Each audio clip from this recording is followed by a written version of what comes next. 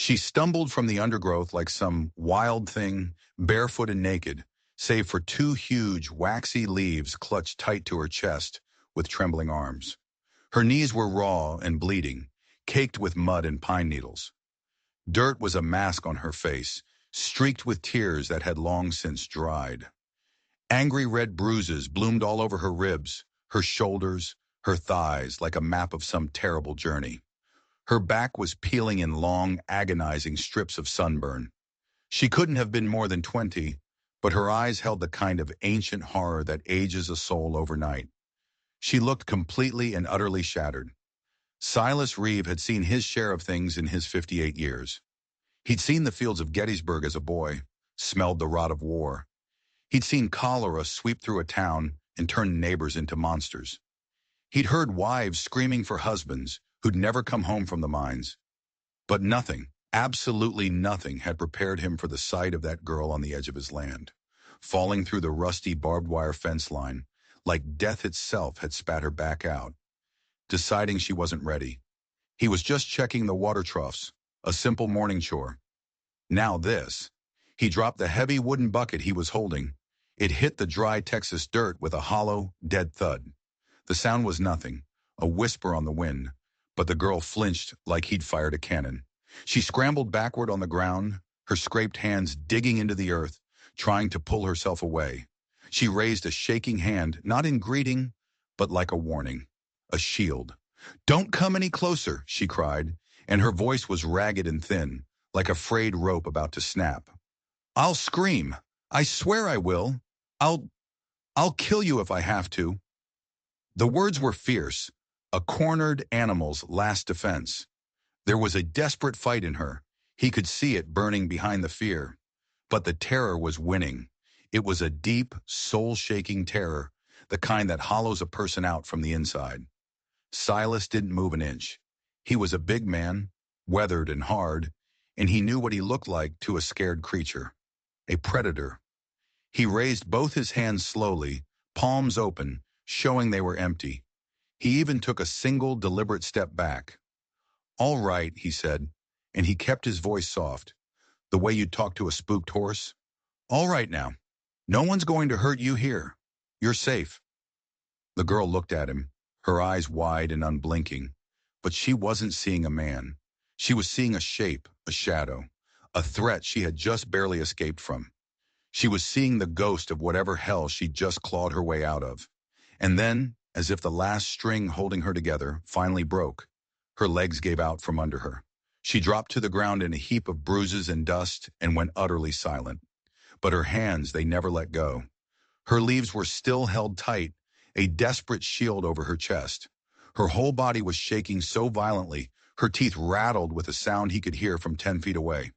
Silas didn't rush to her. "A wounded animal. You give it space. You let it know you're not the thing that hurt it." Instead, he walked slowly to his porch, took off his heavy canvas coat, the one that smelled of wood smoke and leather, and laid it on the ground a few feet away from her. An offering. Then he walked back to his porch steps and sat down. Not too close, not too far, just watching.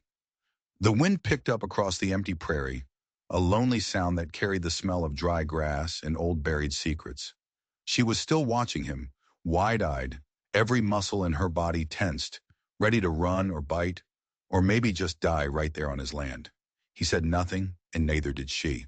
Two strangers, one forgotten ranch, and 100 unspoken stories hanging in the air between them. But only one question really mattered right now. Who in the hell was this girl? And what kind of hell had she just escaped? That first night, she didn't say a single word. She just curled up under the meager protection of the porch roof, wrapped in that old coat like it was the only thing holding her shattered pieces together. She didn't sleep, he knew. He watched from his window, saw her eyes tracking every shadow, every flicker of moonlight. Silas didn't press her. He'd learned a long time ago that some wounds needed silence more than questions. He just left out a tin plate of beans and jerky, a cup of fresh water from the well, and a thick wool blanket that used to belong to his wife Martha. He laid them near the coat and retreated back inside. Then he went to his own bed, but he didn't really sleep either. He lay there with one eye open, the old revolver he hadn't touched in a decade resting on the nightstand. Just in case. The next morning she was still there, still shaking, though not as bad, and still clutching those damn leaves like her very life depended on them. She'd eaten the food, drank the water, small victories. "You got a name?" he asked, keeping his distance, his voice low and even. She hesitated, her eyes darting towards the open prairie, as if the name itself could call her demons back. Then in a voice so thin it could barely float across the yard, a whisper of a sound, she said, "Evelyn." He just nodded, didn't ask for more. He could see she wasn't ready. Giving him a name was like giving him a piece of herself, and she didn't have many pieces left to spare. The days that followed were a long, slow stretch of thick, heavy silence. Evelyn wouldn't come inside the cabin. It was a box, a trap, and she'd had enough of those. She wouldn't eat unless he put the plate down and backed away from the table first, watching her from the porch. She wouldn't sleep unless the lamp in his window burned all through the night, a tiny lighthouse in her sea of darkness. She jumped at every sound, the caw of a crow, the creak of old wood, the distant howl of a coyote. Silas saw it all. He'd seen men with shell shock back in the war, men who jumped at their own shadows. But this was different. This wasn't a woman who'd survived a war. This was a woman who'd survived men. And that was a whole other kind of battlefield. On the third day, a breakthrough. She finally stepped inside the cabin. She didn't go far, just a few hesitant steps past the door, her back still to the open air, her escape route clear. She stood there for a long time, just staring at the cold, empty fireplace. Her gaze drifted around the small, sparse room, taking in the simple wooden furniture, the patched quilt on his cot.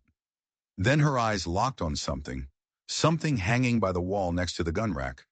It was a leather collar, old, worn, and cracked with age. But in the dim light, you could still see something dark, stained deep into the seams. Her face, which had started to regain a little color, turned ghost white. A choke sound escaped her lips. She backed away, stumbling over her own feet, her hand flying to her mouth like she was going to be sick.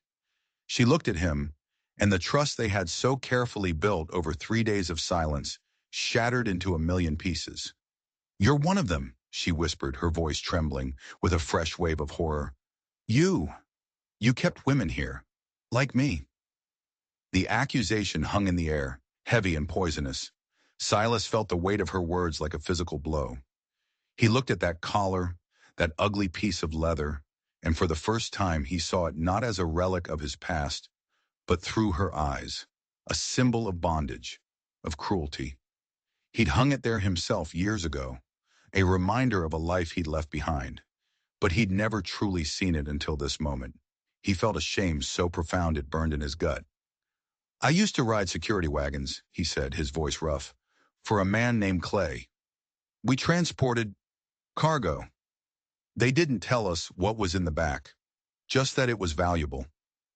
He couldn't meet her eyes. "We were paid to keep our mouths shut and our eyes forward. And I did. For too long, I did." Evelyn's hands started to tremble again, violently this time. Her breathing grew sharp and ragged, short little gasps, like the panic was waking back up in her bones, fresh and hungry. She didn't scream, didn't run. She just stood there, frozen on the threshold. The distance between them suddenly feeling wider than the entire Texas prairie. That night she didn't sleep under the porch.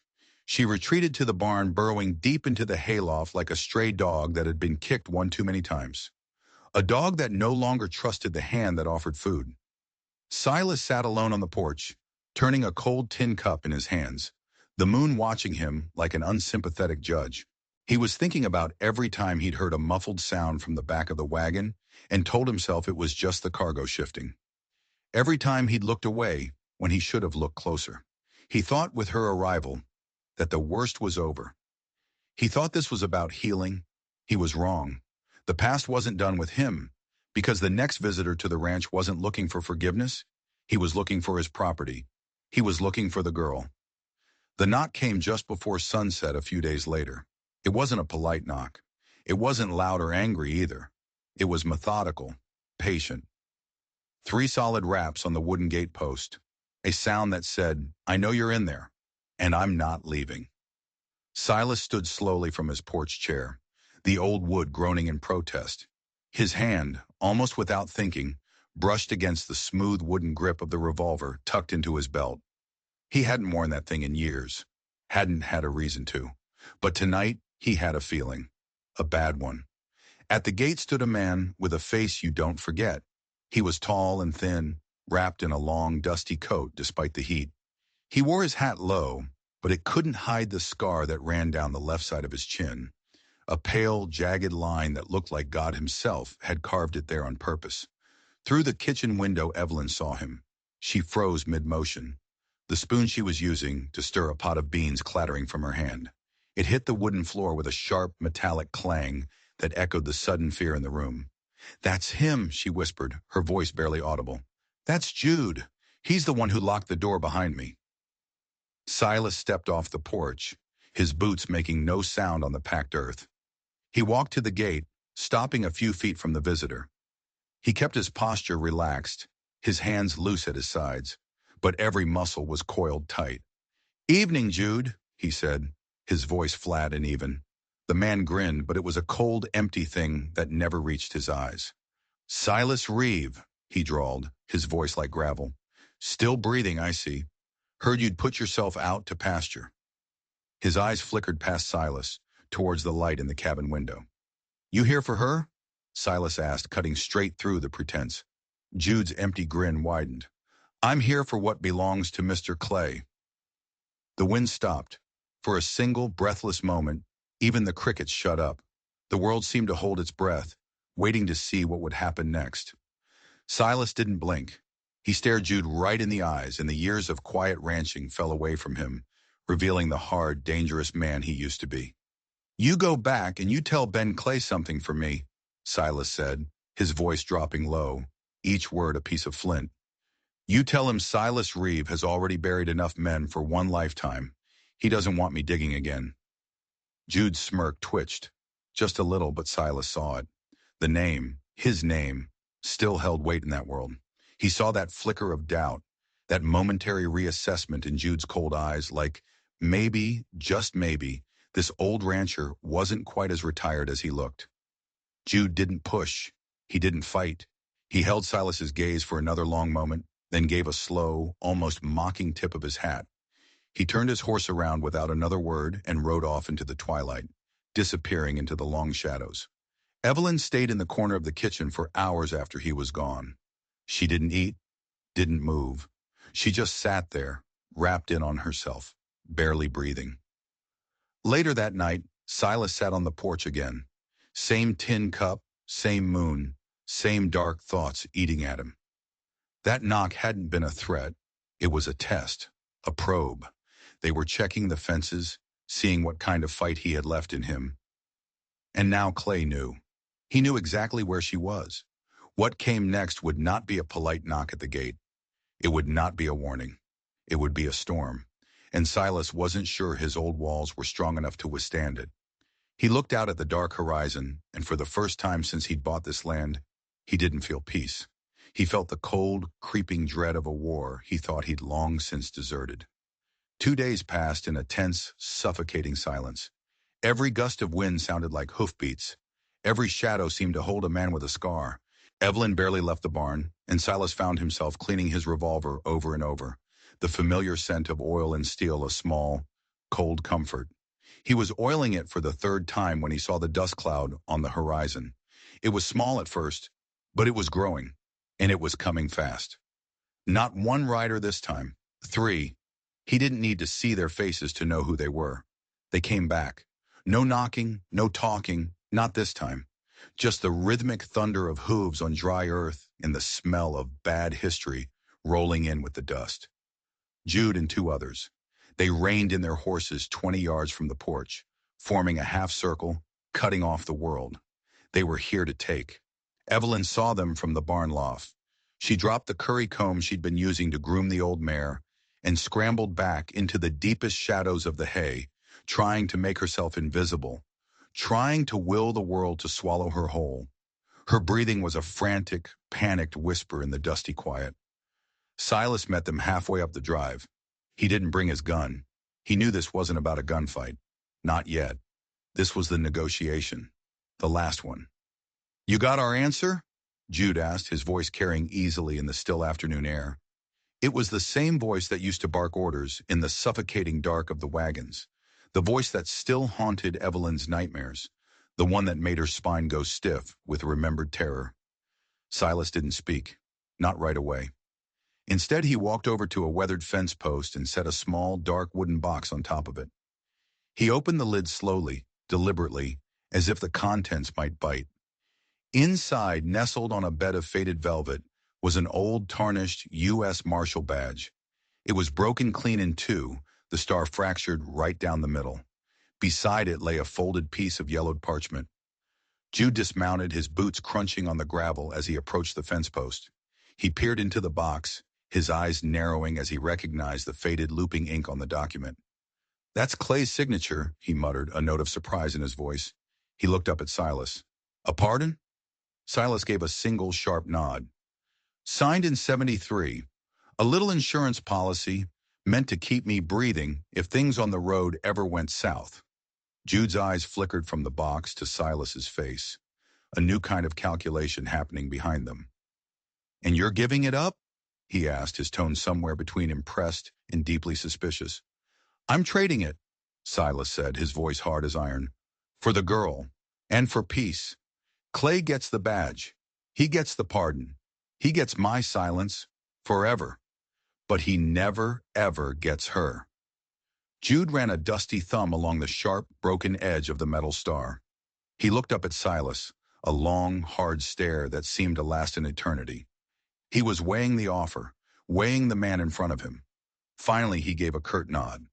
We'll pass it along. He scooped up the box. No promises. Silas's eyes were like chips of ice. Just one will do, he replied, his voice dropping even lower. You tell him I still know where he buried the others. That part wasn't a bluff.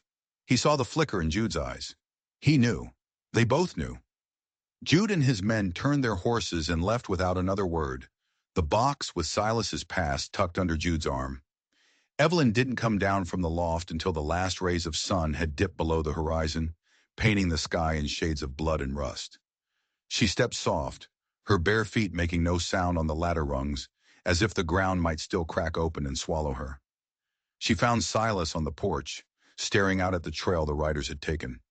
You gave that up for me? She asked. Her voice was quiet, stripped of its fear. In its place was something new, awe, wonder.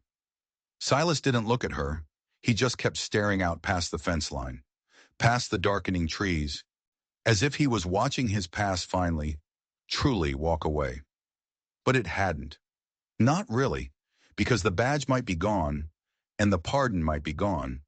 But what they stood for, the complicity, the silence, the graves, that was still buried somewhere deep in the dirt of his memory. And some things, once buried, refused to stay dead. Days passed like wind through dry grass, soft, almost unnoticed, but always moving, always changing the landscape in small ways.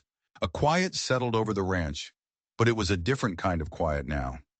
Not the tense, waiting silence from before, but something softer, more peaceful. Evelyn started leaving the barn earlier each day. She took over tending the small vegetable patch behind the cabin, her hands once scraped and raw, now gentle as they pulled weeds and guided new growth. Sometimes she even beat Silas to the coffee kettle in the morning, a small smile on her face as she handed him a steaming mug. She still jumped at loud sounds, still flinched when a shadow moved too fast across her vision, but the deep, bone-rattling terror was gone, replaced by a cautious watchfulness. She laughed once, just a little, but it was real. The old rooster, proud and stupid, slipped off the top fence rail while trying to crow and landed flat on his face in the dust with an indignant squawk. A small breathy laugh escaped Evelyn's lips. Silas, who was mending a harness on the porch, heard it. He didn't say a word, didn't want to spook it. He just smiled into his work, the sound of her laugh a more beautiful thing than any birdsong. They never talked about the badge, or the box, or the men who rode away. Some things were better left buried under the porch, like old tools. Still there. You knew they were there, but you didn't need to look at them every day. One evening, as the sun sank behind the ridge, casting long, peaceful shadows across the land, Evelyn came and sat next to him on the porch steps. She sat close enough that her shoulder rested lightly against his arm. They watched the sky turn from blue to orange to a deep, velvety purple. "You never asked for anything," she said softly, her voice barely disturbing the evening air. "Not once. Not for my story, not for my help. Nothing." She turned to look at him, her eyes clear and direct. "Why?" Silas kept his gaze fixed on the darkening field, a sea of waving grass. He thought for a long moment before answering. "You've had enough taken from you," he said, his voice rough with an emotion he couldn't name. "Didn't feel right. Taking more." Silence settled between them again, but it was a comfortable silence now, the kind that doesn't need to be filled. It was the silence of two lonely people who had, against all odds, found a safe harbor in each other. Later that night, when he went to shut his door, he found something resting on the threshold. It wasn't much, just a small square of folded cloth, a piece of an old flour sack she must have found in the barn. In the corner, stitched with unsteady but determined hands, using a piece of thread unraveled from a horse blanket, was her name. Evelyn. It was a gift, a thank you, a claim. It was the closest thing to a declaration of love that either of them knew how to say. And as Silas picked it up, his calloused fingers tracing the rough letters of her name, he felt something shift inside him, something he thought had died a long, long time ago. A flicker of hope. He thought the war was over. He thought they had won. But peace, he was about to learn, was a fragile thing. And Ben Clay was not a man who accepted trades. He was a man who settled accounts. Permanently. The first sign that their peace was a lie came not as a dust cloud, but as a flicker of orange against the black horizon, miles to the east. A fire. It was too big for a campfire, too wild for a controlled burn. It was the wrong kind of fire. Silas stood on the porch, watching it lick at the night sky, a cold knot tightening in his stomach. He knew with a certainty that chilled him to the bone what was burning. It was the way station, a small, independent ranch run by an old couple who'd sold him supplies a time or two. They were good people, and they were the only other homestead for 30 miles.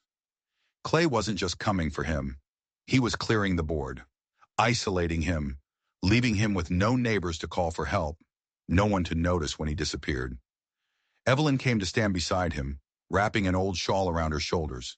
She saw the fire, then she saw the look on his face. "It's him, isn't it?" she whispered. "He's coming." Silas didn't answer. He just nodded grimly, his jaw tight. The trade hadn't bought them peace. It had bought Clay time. Time to gather his forces, time to ensure that when he came back, there would be no witnesses. The badge, the pardon, they were never enough. Clay didn't want his silence. He wanted his grave, and he wanted his property back. The next night, it was the horses that warned them. They grew restless in the barn, whinnying and kicking at their stalls. The old dog, who usually slept soundly on the porch, began to growl, a low guttural sound deep in its chest, its eyes fixed on the darkness beyond the fence line. Silas didn't wait for a knock this time. He grabbed his rifle from the wall, checking the action with a smooth, practiced motion. He handed the old revolver to Evelyn. "Stay in the cabin," he commanded. "Bar the door. Don't open it for anyone but me. You hear?" Her face was pale in the lamplight, but her hands were steady as she took the heavy gun. She nodded, her eyes wide but resolute. She wasn't the same terrified girl who had stumbled out of the woods. She was a survivor. Silas slipped out the back door and crept toward the barn, using the shadows as cover. The air was unnaturally still, the crickets silent. He knew they were out there. He could feel them.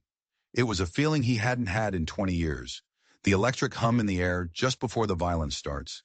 He reached the side of the barn and peered around the corner, and that's when he saw him, not Jude. A different man, creeping towards the cabin, a lit torch in his hand. He was going to burn them out. Clay wasn't sending a message. This was an extermination. Without a second's hesitation, Silas raised his rifle. He didn't aim to kill. Not yet. He fired a single shot into the dirt just in front of the man's feet. The crack of the rifle shattered the night silence. the man yelped, dropping the torch and scrambling back into the darkness. The small fire sputtered on the ground, illuminating nothing. But the response was immediate. Two more rifle shots answered his, one splintering the wood of the barn wall right next to his head, the other punching a hole through the cabin window. The siege had begun. They were surrounded. He was trapped outside, and Evelyn was trapped inside. Separated. He cursed himself for his mistake. He should have stayed in the house. Now he was pinned down in the open, with only the flimsy cover of the barn, while they focused all their fire on the small, vulnerable cabin where Evelyn was hiding alone. He had to get back to her. But between him and the cabin door was 100 feet of open, moonlit ground, a killing field. The gunfire was relentless. Muzzle flashes lit up the darkness from 3 different directions. They were patient, professional. They weren't wasting ammunition, just keeping him pinned, keeping him from getting back to the house. Every time he even thought about moving, a bullet would kick up dirt near his feet or slam into the barnwood. Inside the cabin, Evelyn was on the floor, below the windows, the heavy revolver clutched in her hands. The sound of the bullets tearing through the thin walls of her sanctuary was terrifying, but a strange, cold calm had settled over her. This was it, the final stand. She wasn't going back in a wagon. Not ever again. Silas knew he couldn't stay where he was. They'd either get a lucky shot, or eventually one of them would circle around behind him. He looked at the cabin, then at the open ground. There was no other way. He took a deep breath, said a silent prayer to a God he hadn't spoken to in years, and he ran. He sprinted across the yard, his old legs pumping harder than they had in decades. The world exploded around him. Dirt kicked up in his face. Splinters flew from the porch railings. He felt a searing, white-hot pain rip through his left shoulder, spinning him around. He stumbled, fell, but pushed himself back up, adrenaline and fear masking the pain.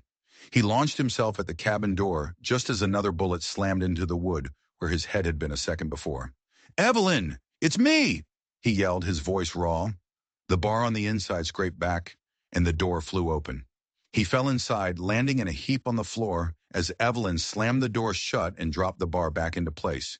He lay there, gasping for breath, the warm stickiness of blood spreading across his shirt.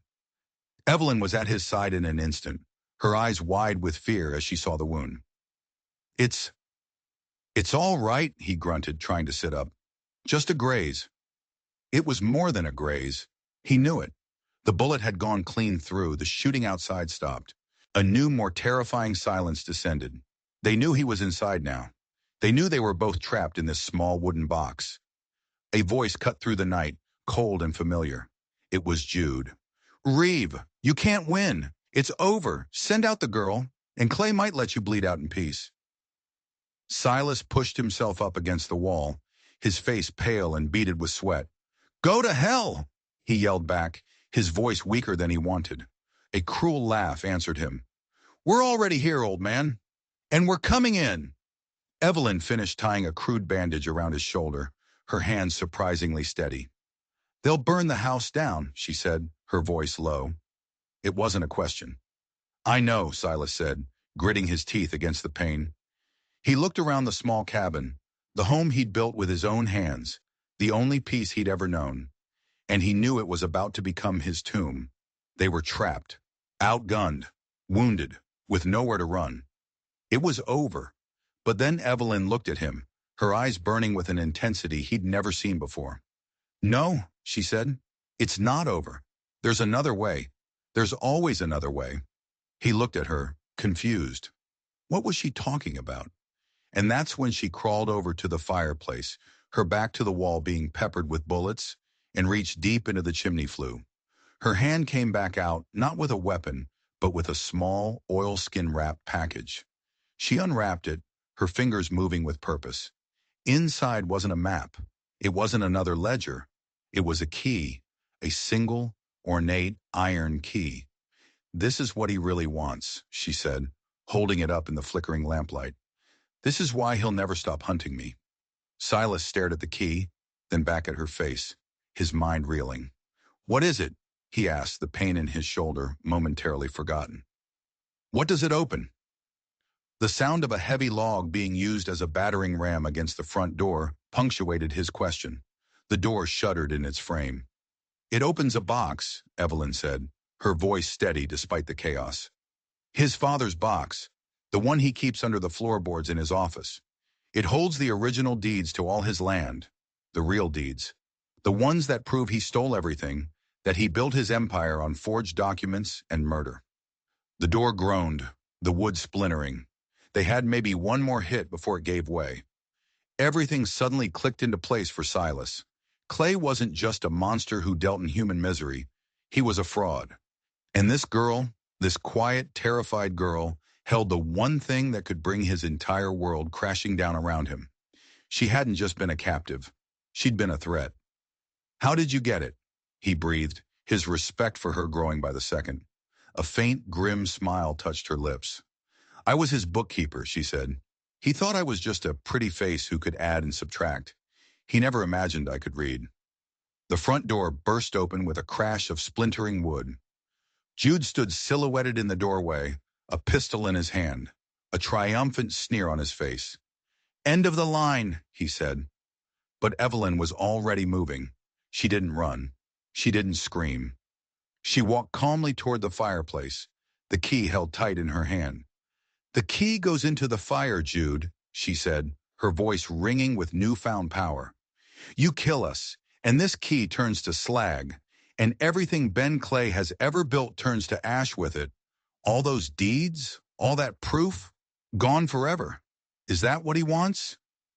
Jude froze in the doorway, his sneer faltering. He hadn't expected this.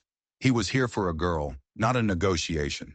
He looked from the key to Evelyn's determined face, and for the first time Silas saw uncertainty in the man's cold eyes.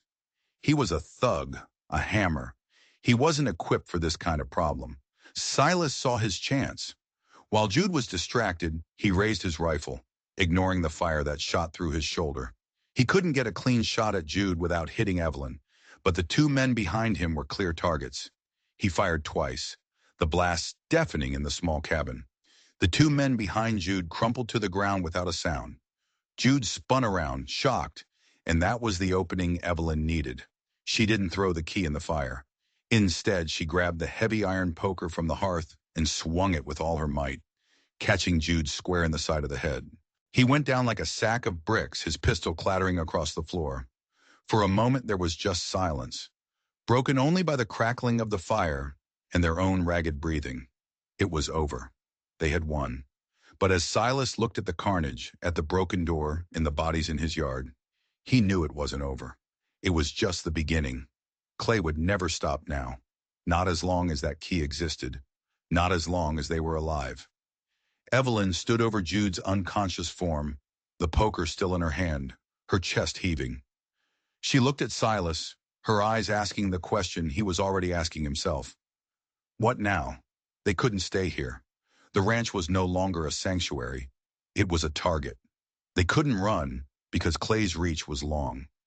Silas looked at the key in her hand. He looked at her, at the quiet strength that had blossomed from her terror. He thought of the men he'd helped bury, the silence he'd kept, the debt he owed. And in that moment, a decision was made. Not with words, but with a shared look of grim understanding. They weren't going to run. They weren't going to hide. The time for that was over. He pushed himself to his feet, wincing as he put weight on his good arm. He walked over to his gun rack and took down his old shotgun and a bandolier of shells. Evelyn watched him, her expression unreadable. "What are you doing?" she asked. He turned to face her, and the years of regret and weariness seemed to fall away from him, replaced by a cold, hard purpose. "He was a bookkeeper," Silas said, a ghost of a smile on his lips. "And I was a U.S. Marshal. We're not going to wait for him to come to us. We're going to take this war to his front door. We're going to finish this." They left before dawn. They didn't take much. A little food, water, and every last bullet Silas owned. He torched the cabin himself, watching the flames consume his past, his regrets, his quiet life. There was nothing left for him here but ghosts. As the sun rose, painting the smoke-filled sky in hues of orange and pink, two figures rode west. Not a broken old man and a frightened girl, but a man seeking redemption and a woman seeking justice. They were no longer running. They were hunting. This story shows that sometimes the only way to escape your past is to turn around and face it head on, with fire and with steel. Can a man like Silas, who stood by and did nothing for so long, truly find redemption by doing the right thing in the end? Can one act of courage wash away a lifetime of cowardice? Maybe forgiveness isn't something you get from others. Maybe it's something you have to take for yourself, one impossible choice at a time. If this story moved something in you, if it made you believe in second chances, then don't forget to hit that like button. And if you want more stories like this, the kind that stay with you long after the screen goes dark, stories about broken people fighting their way back to the light, then go ahead and subscribe. Because the real Wild West was never about heroes and villains. It was about survivors. And their stories are the ones that deserve to be told.